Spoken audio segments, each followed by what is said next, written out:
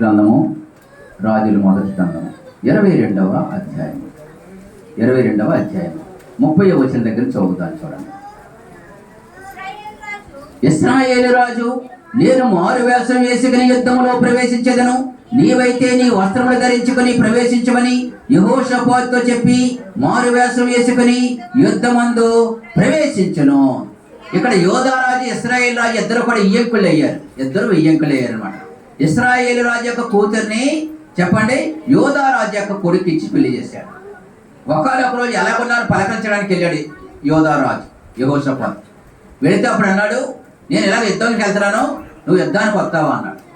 అయితే యోధారాజు యెహోషాపాతు దేవుడంటే భక్తి కలిగిన వాడు, దేవుడంటే భయం కలిగిన వాడు.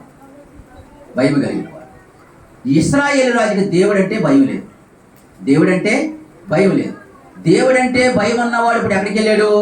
దేవుడంటే భయం లేని వాడి దగ్గరికి వెళ్ళాడు. అయితే మనం యుద్ధానికి వెళ్ళొచ్చంటున్నావు కదా, యుద్ధానికి వెళ్ళొచ్చంటున్నావు కాబట్టి మనం యుద్ధానికి వెళ్దాం. సర్లే, ఇక్కడ దేవుని సేవకులు ఎవరైనా ఉన్నారా అని అడిగాడు.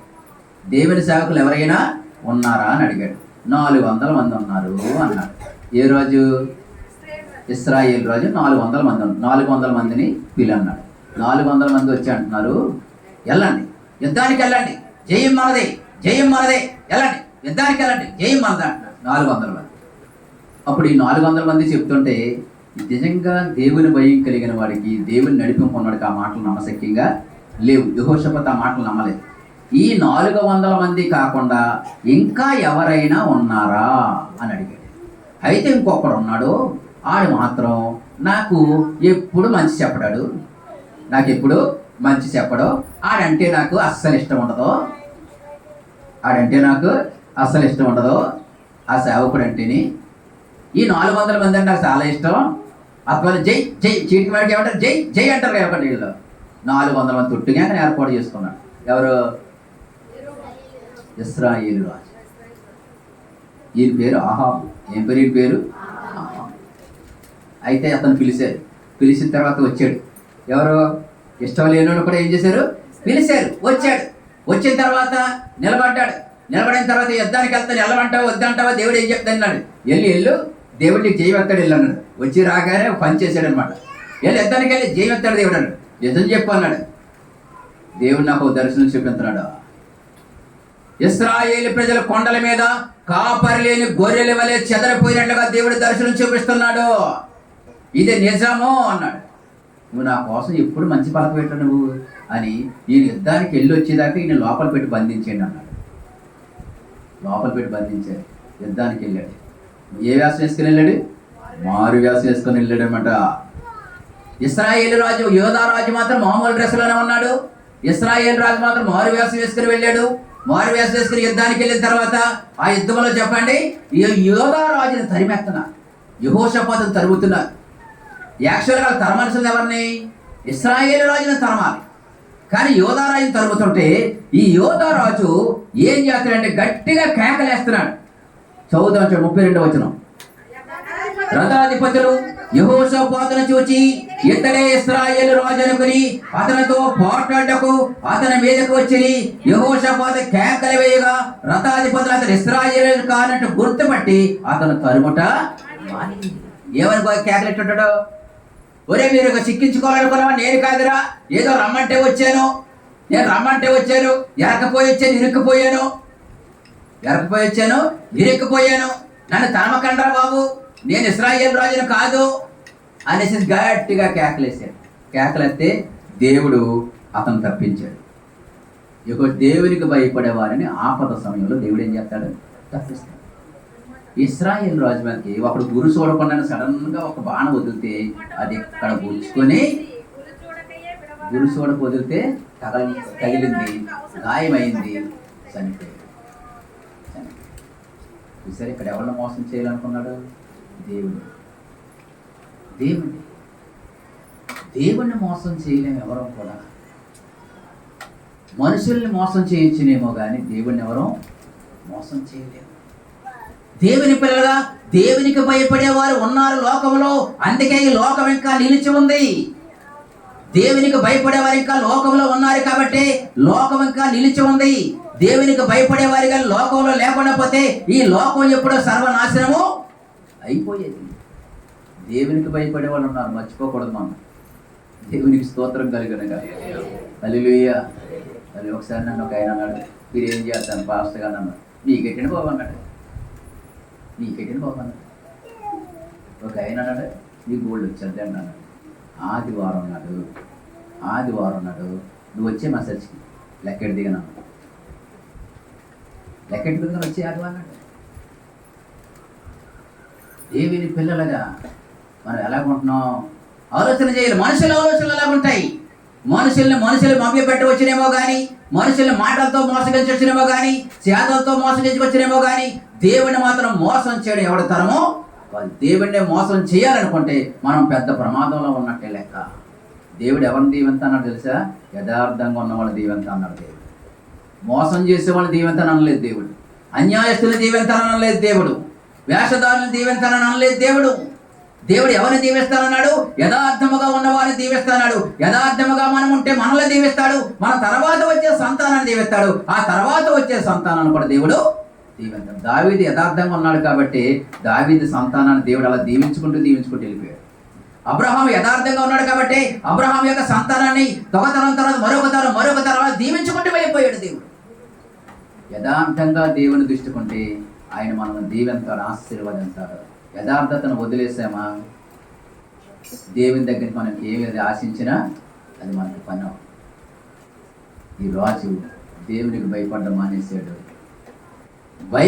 దేవునికి భయపడేవాడిని కూడా తీసుకుని వెళ్ళాడు యుద్ధానికి. దేవునికి భయపడేవాడిని దేవుడు తప్పించాడు. దేవునికి భయపడిన వాడిని ఏం చేశాడు యుద్ధంలో? ఎందుకంటే దేవుడు ఇతనితో కూడా అన్నాడు, నీ సంతానంలో కూడా ఎవ్వడ ఉండడు రా బాబా చెప్పేశాడు. నీ కుటుంబంలో ఇంకెవరు ఉండరని చెప్పేశాడు. ఎందుకు చెప్పాడు దేవుడు? దేవునికి ఇష్టం లేని పనులు చేసుకుంటూ ప్రజలను దేవుని మార్గంలోంచి తప్పించే ఇష్టానుసారంగా జీవించారు కాబట్టి. దేవుని పిల్లలుగా చెప్పండి, ఫస్ట్ యెరోబోము భార్య వ్యాసం వేసింది. వ్యాసం సంగతి దేవుడు చూశాడు. ఇశ్రాయేలు రాజు ఆహాబు వ్యాసం వేశాడు. ఆ సంగతి కూడా దేవుడు చూశాడు. చివరిగా ఒక మాట చదువుకుని ముగించుకున్నాం. కొరింథీయులకు రాసిన రెండవ పత్రిక 11వ అధ్యాయము 14వ వచనం. కొరింథీయులకు రాసిన రెండవ పత్రిక 11వ అధ్యాయం 14వ వచనం చదవండి. ఇది ఆశ్చర్యము కాదు, సాతాను తానే వెలుగుదూత వేషము ధరించుకొనిచున్నాడు. అంచేత సాతాను కూడా ఈ లోకంలో ఏం చేస్తున్నాడు చెప్పండి? వేషం వేసుకుంటూ ఉన్నాడు. సాతాను ఏ వేషంతో తిరుగుతాడంట? వెలుగుదూత వేషం. నేనే దేవుని పెట్టినట్టుగా నటిస్తాడంట. ఎవరు? సాతాను. దేవుడు ఏమన్నాడు? నేను వెలుగై ఉన్నాను అన్నాడు. సాతాను ఏం చేశాడంట? వెలుగుదూత వేషం వేసాడంట. వెలుగుదూత వేషం వేసి ఏం చేస్తున్నాడు? మనుషుల్ని ఏం చేస్తాడు? సాతానుడు మోసం చేస్తూ ఉన్నాడు. సాతానుడు వెలుగుదూత వేషం వేసి ఏం చేస్తున్నాడు? నేను మోసం చేస్తూ ఉన్నాడు. ఒకసారి ఒక ఆయన అన్నాడు, నేను సేవకుడు అన్నాడు. ఆ తర్వాత నేను పనివాడిని అన్నాడు. ఆ తర్వాత మరొకటి అన్నాడు. ఇప్పుడు అంటున్నాడు ఆ మనుషుడు, నేను దేవుడిని అంటున్నాడు. దేవుడు తన మహిమను ఎవరికి ఇచ్చేవాడు కాదు. సాతానుడు ఏం చేస్తాడు చెప్పండి? సాతానుడు వెలుగుదూత వేషం వేసి మనుషుల్ని ఏం చేస్తాడు? మోసం చేస్తాడు, నమ్మించేస్తాడు. అంతే మనుషుల్ని. నిజం చెప్పేవాడు మనిషిని నమ్మించలేడు కానీ అబద్ధాలు చెప్పేవాడు మనిషిని త్వరగా నమ్మిస్తాడు. ఒక అబద్ధాన్ని పదే చెప్తా ఉంటే మనుషులు నిజమని నమ్ముతారు. ఒక అబద్ధాన్ని 10 మంది పదే చెప్తారు అనుకోండి, అది నిజమని నమ్ముతారు మనుషులు. నిజాన్ని మనుషులు నమ్మరు. నిజాన్ని జీర్ణించుకోలేరు మనుషులు. మీరైనా సరే నిజం మాట్లాడుతున్నారు అనుకోండి, మీతో ఎవరు మాట్లాడరు. మీరు నిజం మాట్లాడితే మీతో ఎవరు మాట్లాడరు. మీరు అబద్ధాలు మాట్లాడుతాను అనుకోండి, ఎవరితో నప్పిలా వాళ్ళ దగ్గర మాట్లాడుతాను అనుకోండి, అందరికీ మీరే ఫ్రెండ్స్. ఎక్కడేసి గొడుగు అక్కడ వేస్తున్నారు అనుకోండి, ఎక్కడ వేసి ట్రిక్ అక్కడ వేస్తున్నారు అనుకోండి, అందరూ మీ దగ్గరే ఉంటారు. యథార్థంగా ఉన్నారనుకోండి, నిజమే చెప్తున్నారు అనుకోండి, మీ దగ్గర ఎవరు ఉంటారు. మరి ఇంకెవరి దగ్గర ఉంటారు? మీరే ఆలోచించండి. దేవునికి స్తోత్రం కలుగునగా. అంచేత మనం మోసపోయేవారుగా మనము ఉండకూడదు. అందుకని దేవుణ్ణి ఎవరు మోసం చేయలేరు, దేవుని పిల్లలను కూడా ఎవరు మోసం చేయలేరు. దేవుని యందు భయం కలిగి భక్తి కలిగిన వారిని ఎవ్వరూ మోసం చేయలేరు. ఒకవేళ ఎవరైనా మోసం చేసినా కానీ దేవుడు ఆయన మోసపోబడి దేవుడు ఎక్కిరింపబడడు. మనుష్యుడు ఏమి విత్తుతాడో ఆ పంటే కోస్తాడన్న. మనం మంచి విత్తితే మంచి కోస్తాం, చెడు విత్తితే చెడు కోస్తాం, అంతే. చెప్పండి, వరి గింజలు ఎత్తితే మినప పంట పోయం కదా, వరి విత్తనాలు ఎత్తితే వరి పంటే కోస్తాం, మినప విత్తితే మినప పంటే కోస్తాం. ఏది విత్తితే అదే కోస్తాం మనము. మంచి విత్తితే మంచి కోస్తాం, చెడు విత్తితే చెడు కోస్తాం. అంచేత మనం ఎలా కొంటున్నామో ఆలోచన చేయండి. మన మాటలు ఎలా కొంటున్నాయో ఆలోచన చేయండి. దేవుని భయం కలిగి ఉన్నామా, లేకపోతే దేవుడిని మభ్య పెడుతున్నామా, మనుషులను మభ్య పెడుతున్నామా? ఈ పెదవులతో దేవుడా దేవుడు అంటూ మనసులో దేవునికి ఇష్టమైన కోరికలు దాచుకుంటున్నామా? దేవుడా దేవుడా అని పైకి ప్రజలు వినేటట్టుగా దేవుని స్తుతిస్తూ మన హృదయంలో మన మనసులో దేవునికి ఇష్టమైన ఏవైనా ఉంటే అది మనకు మంచిది కాదు. అందుచేత మనం ఏం చేయాలి చెప్పండి? అందుకే దావీదు 139 కీర్తన అన్నాడు, నేను ఎక్కడికి వెళ్ళా నువ్వు చూస్తున్నావు, నేను నీ కళ్ళు ఎదుటిని ఎక్కడికి నేను వెళ్ళిపోలేను, దాగుకోలేను తండ్రి అన్నాడు. అందుచేత మనము యథార్థంగా ఉందాం, దేవుని భయం కలిగి ఉందాం, దేవునికి ఇష్టమైన బిడ్డలుగా ఉందాం. దేవుని మోసం చేయాలనుకున్న యెరోబాము కుటుంబం ఏమైంది? యెరోబాము యొక్క కష్ట సమయంలో తన కుమారుడు ఏమయ్యాడు. దేవుడిని మోసం చేయాలనుకున్న ఆహాబు ఏమయ్యాడు? అతని సంతతి ఏమైంది? అతని కుటుంబం ఏమైంది? ఆహాబు భార్య అన్నీ నడిపించేది అనమాట. మొత్తం మ్యాజిక్ అంతా ఆవిడ చేతిలో ఉంటుంది.